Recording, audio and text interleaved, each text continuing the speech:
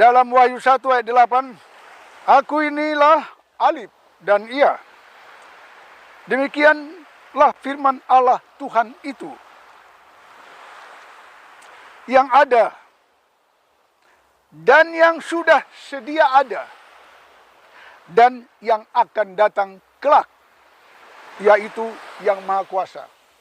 Siapakah Allah yang Maha Kuasa yang akan datang kelak? Itulah Anak manusia mengapin sebuah yang ditempel nama Allah yang Maha Kuasa, yaitu nama Tuhan Yesus, Rasul Paulus II.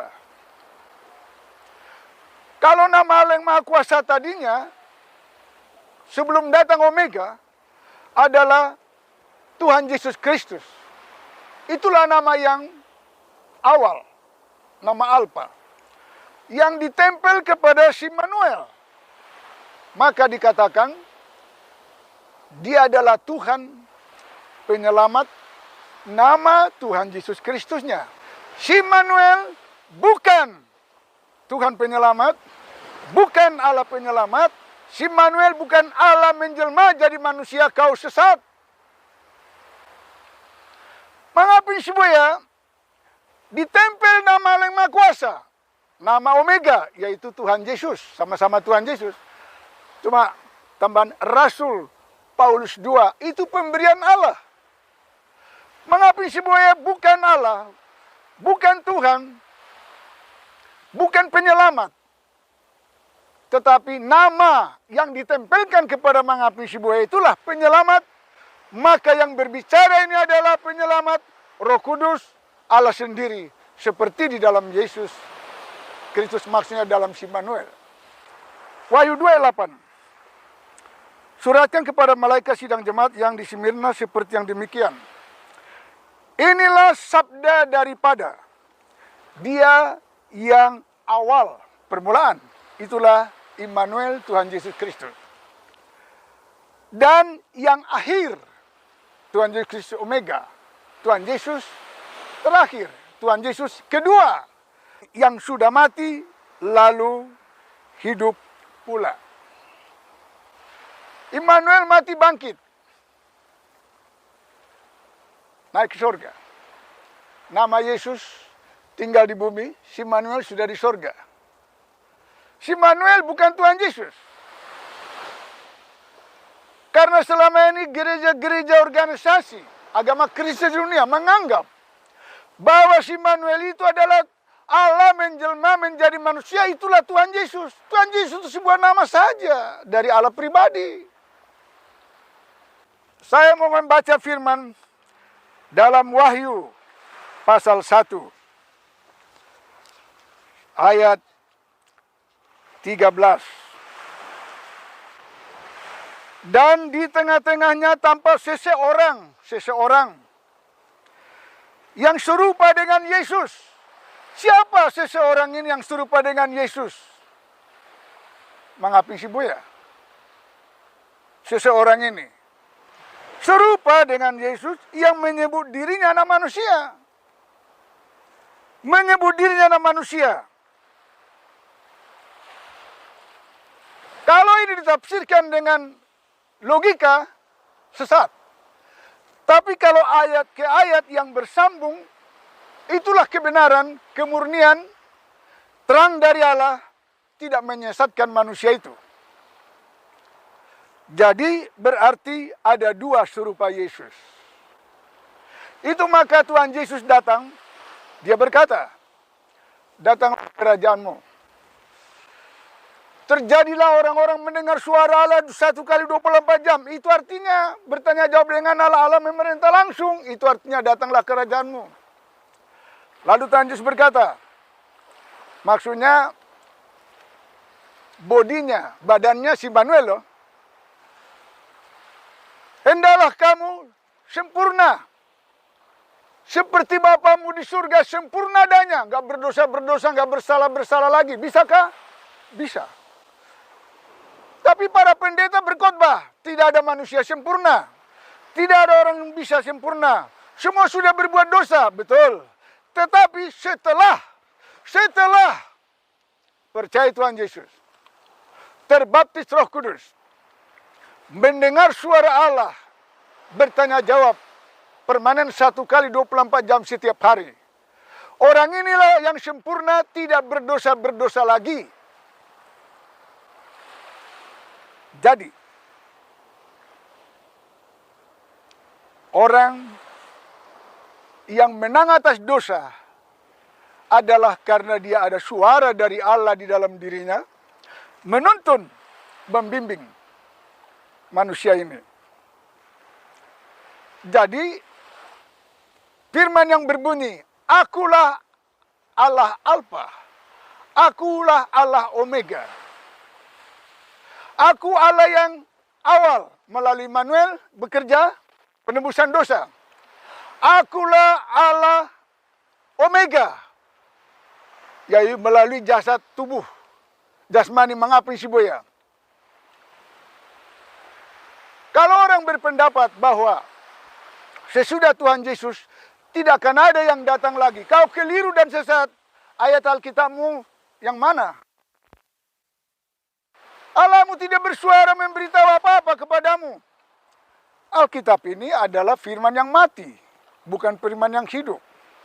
Kalau suara Allah datang, barulah firman ini menjadi hidup, memberitahu kebenaran ini, barulah kau tidak tersesat. Tuhan Yesus berkata di dalam Matius 24, ayat 44. Oleh sebab itu hendaklah kamu juga bersedia. Karena anak manusia akan tiba pada suatu saat yang tiada kamu sangka-sangka. Anak manusia ini siapa? Bukan Tuhan Yesus Kristus. Ini mengapa si buaya? Lalu Tuhan Yesus Kristus sendiri berkata, ayat 42, maka sebab itu berjaga-jagalah kamu, karena tiada kamu ketahui pada hari yang mana Tuhanmu akan tiba. Yesus yang seorang berbicara. Bersedia anak manusia mau datang. Lalu Tuhan Yesus yang sama berkata, kamu berjaga-jaga, siap-siap untuk mendengar pemberitahuan. Karena kamu tiada ketahui pada hari yang mana Tuhanmu akan tiba. Tuhan yang mana? Anak manusia mengapung si buaya yang ditempel nama Tuhan yang baru, yaitu Tuhan Yesus, Rasul Paulus 2. Jadi kesimpulannya, Tuhan Yesus Kristus satu. Itulah yang awal. Yang akhir, Omega, Tuhan Yesus, Rasul Paulus 2. Sama-sama Tuhan Yesus. Jadi kalau saudara mengatakan bahwa Tuhan Yesus Kristus itu adalah Allah menjelma jadi manusia, kapan? Ayat Alkitab bilang, anak darah itu akan mengandung, berenakan seorang anak laki-laki, namakan dia Immanuel. Apakah itu Allah menjelma menjadi manusia? Tidak. Lalu diganti lagi namanya, tempel nama Yesus Kristus. Apakah si Immanuel Allah menjelma menjadi manusia? Apakah dia anak Allah? Sebutan boleh, tapi bukan murni anak Allah. Seperti orang berkata begini, anak monyet. Ya, anaknya monyet, bapaknya monyet, berarti monyet sama. Itu Allah, ini Allah, berarti bapak Allah, anak Allah. Nasi tahu tempe telur asin itu punya logika. Walau sehebat apapun gelar di tempel sarjana teoria master, tidak ada arti apa-apa, sebab pikiranmu dengan pikiran Allah antara langit dan bumi. Sesudah Tuhan Yesus datang, memakai tubuh si Immanuel, dia sebagai korban mati di atas kayu salib juta. Nama Tuhan Yesus tidak pernah disalib.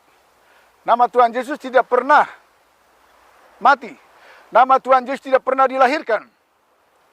Tapi nama Tuhan Yesus adalah nama dari Allah ditempel ke si Immanuel. Si Immanuel yang dilahirkan, si Immanuel yang disunat, si Immanuel yang dibangkitkan. Si Immanuel bukan Allah menjelma menjadi manusia.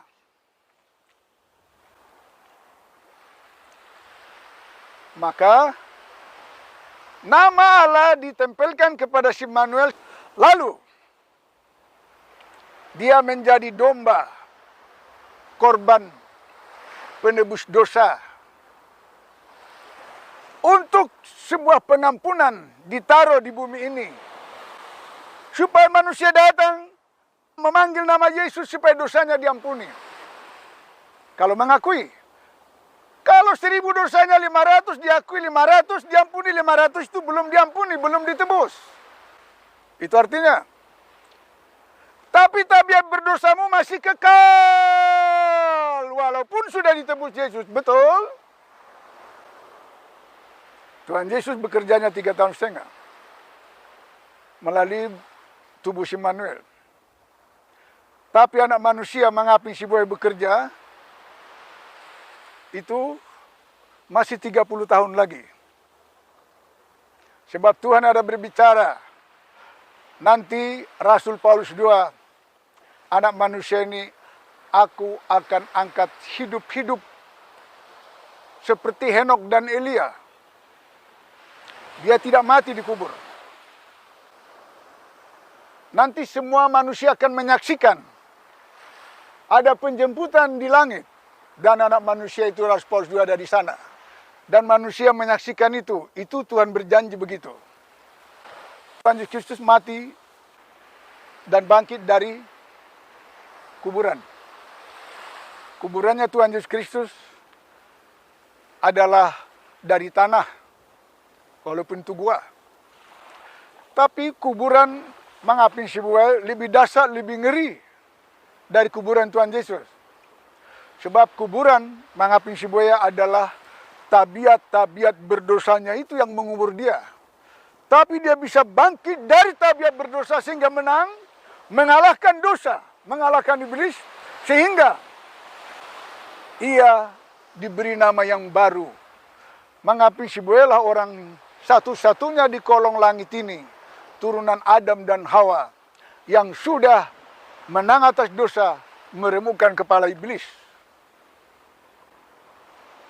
Immanuel, yang ditempel nama Tuhan Yesus Kristus, dan mengapin Shibuya, yang ditempel nama Yesus Paulus 2, kami berdua kembar. Sudah ada di dalam nubuatan dari kitab Kejadian sampai Wahyu. Mau tahu ayatnya? Menghemat waktu, nanti temukan sendiri. Sewaktu Adam dan Hawa jatuh dalam dosa, mereka memakai daun untuk menutupi ketelanjangannya. Dan rapuh, kering. Melambangkan, mengartikan manusia menutupi ketelanjangan dosanya dengan keagamaan-keagamaan daun-daun yang dibuat oleh manusia itu sendiri dari daun-daun. Gambaran keagamaan yang membungkus manusia supaya manusia bisa berpakaian seperti orang benar. Tetapi Allah ganti. Allah sendiri potong domba dan kasih sarung kulit kepada Adam dan Hawa untuk menutupi ketelanjangannya karena kemuliaan Allah sudah terangkat yang membungkusnya. Nah, lihat anak domba Allah yang mengangkut dosa isi dunia, kata Yohanes Pembaptis. Itu melambangkan Yesus menggenapi nubuatan itu. Yang disembelih pakaian sarung kulit dikasih kepada Adam dan Hawa. Itu si Immanuel. Adam jatuh dalam dosa, ada nubuatan. Benih perempuan ini akan meremukkan kepala ular. Sehingga nanti terjadi perseteruan. Kemudian turunan perempuan ini dan turunan ular ini. Siapa ini benih ini? Tuhan Yesus Kristus mati di kayu salib Golgota. Dia tidak mematikan tabiat berdosamu yang kekal itu. Hanya membuat sebuah pengampunan kepadamu supaya kau bisa diampuni. Tapi tabiat berdosamu masih kekal. Dan sesudah ditebus, kau kembali menjadi milik Tuhan iblis lagi. Berdosa lagi. Minta ampun. Lupa minta ampun, mati masuk neraka. Kejadian 3:15. Benih perempuan adalah mengapi Shibuya. Bukan Tuhan Yesus Kristus Immanuel. Bukan Tuhan Yesus Kristus yang meremukkan kepala ular di Bukit Golgota. Kalau dia yang meremukkan, kau sudah berhenti berdosa, tidak berdosa-berdosa lagi. Mengapa Siboelah orang berdosa? Benih dari perempuan itu turunan Adam dan Hawa yang sudah meremukkan kepala ular yang memagut. Tumit mengapi Siboya, lalu mengapi Siboya memijak kepala ular dan remuk.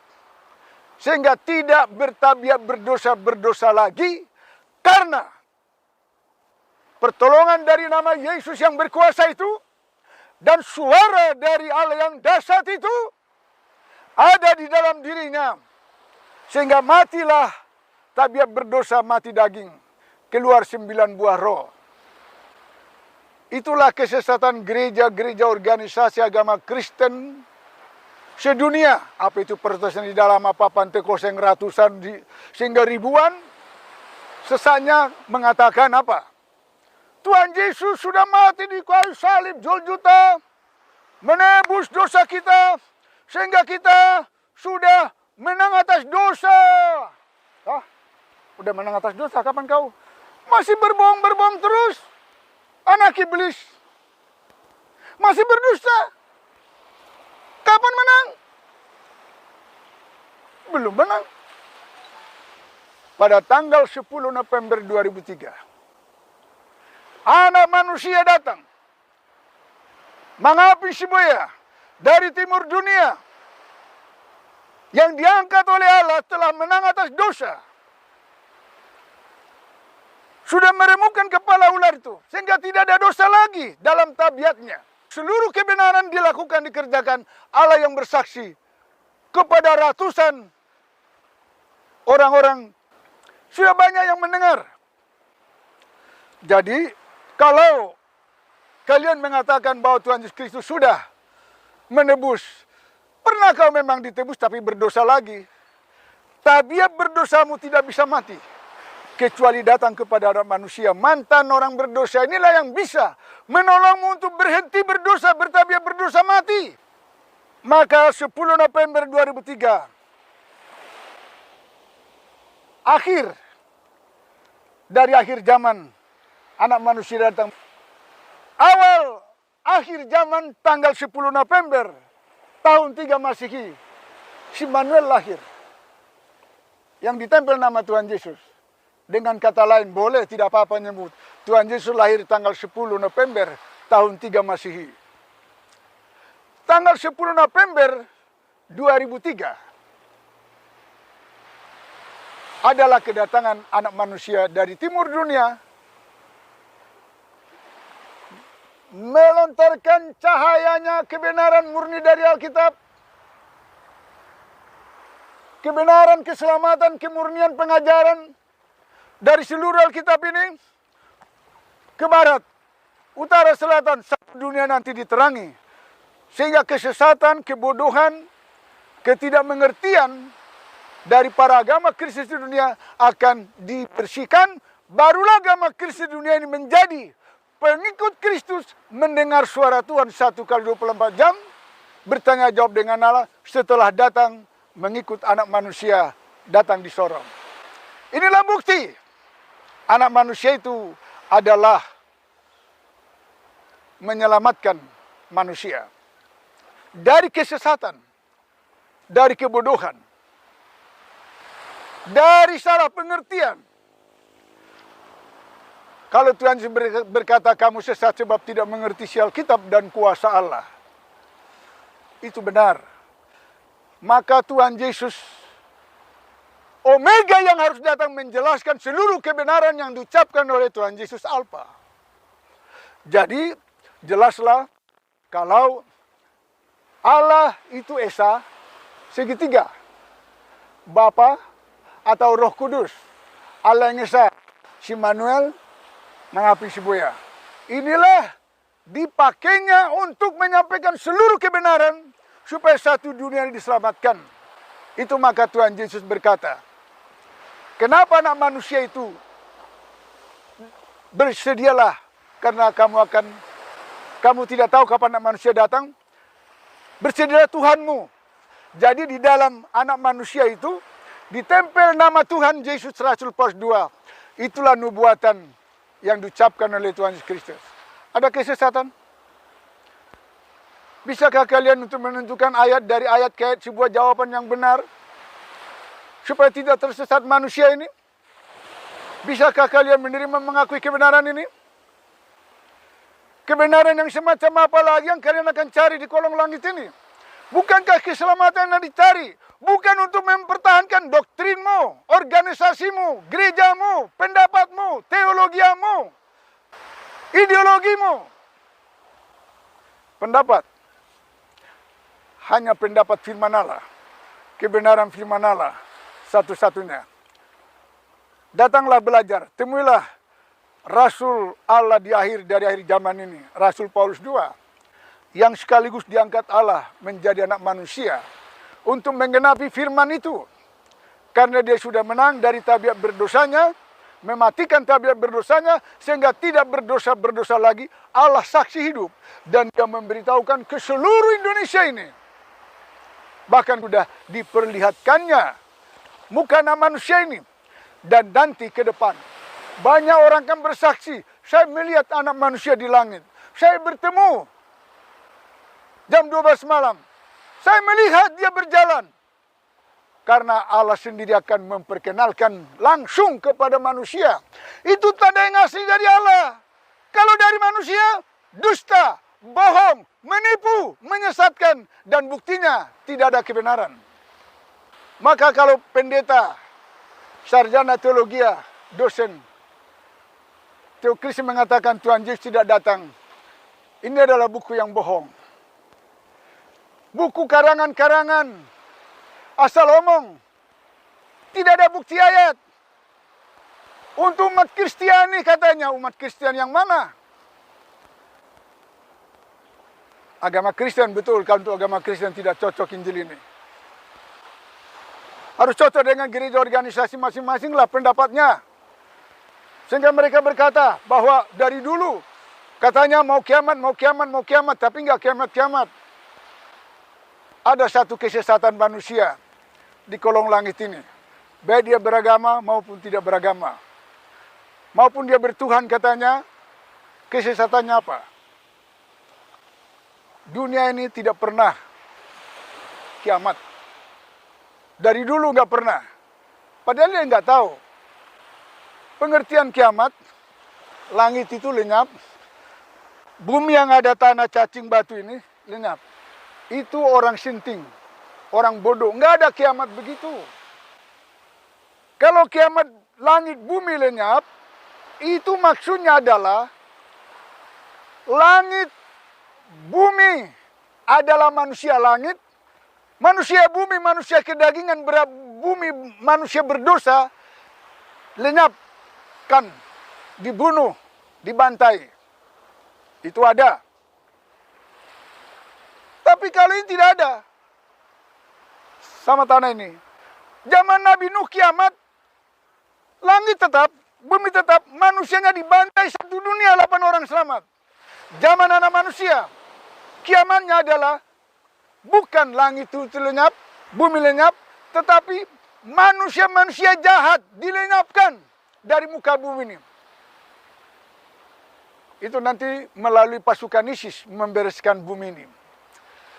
Yang jahat di muka Allah akan di bumi hanguskan. Dan sementara ISIS yang melakukan, ada yang bertobat mendengar suara, diselamatkan. Jadi sebenarnya, apa yang dikatakan oleh Alkitab, pengertiannya yang perlu ditangkap. Karena selama ini anggapan, agama Kristen Tuhan Yesus ada di langit, lalu bunyi sangkakala, lalu trompet kita naik ke sana. Ini kan orang yang miring-miring gak waras asal ngomong saja. Dan sangat memalukan pendapat itu. Pengertiannya seperti itu tidak ada. Pengertian yang benar adalah di langit ini, di muka bumi ini. Seluruh kebenaran itu akan diperlihatkan. Sehingga muncul Mesias yang akan menyampaikan seluruh kebenaran. Sehingga manusia yang sesat itu dibersihkan dari kesesatan. Dan akhirnya diselamatkan, bertobat. Kan itu pengertian yang benarnya. Jadi saudara mendengar tanggal 10 November 2003, Tuhan Yesus datang adalah Tuhan Yesus Omega yang bertubuh mengapi si buaya. Karena Tuhan Yesus Alfa yang tubuhnya si Manuel lahir tanggal 10 November tahun 3 Masehi. Dari mana itu? Suara Allah langsung memberitahumu. Dan sudah ratusan orang, ribuan, bahkan jutaan sudah mendengar itu di luar negeri. Tanggal 10 November 2003, Tuhan Yesus datang. Itu masuk dalam siaran televisi RCTI. Kalau tidak salah tahun 2002. Katanya di Meksiko tahun 2003 Tuhan Yesus datang. Dan sudah banyak mendengar di sana. Kami mendengar. Hanya Rasul Paulus II bisa membuktikan itu dari Allah. Jadi kalian yang belum mendengar ini, bertobatlah supaya menerima baptisan Roh Kudus, mendengar suara Allah. Dan kalian mempunyai Allah yang hidup bersuara. Dan kau dengar sendiri nanti kalau sudah dengar suara. Betulkah Tuhan 10 November 2003 hari kedatanganmu? Nanti Tuhan akan jawab, ya itu aku.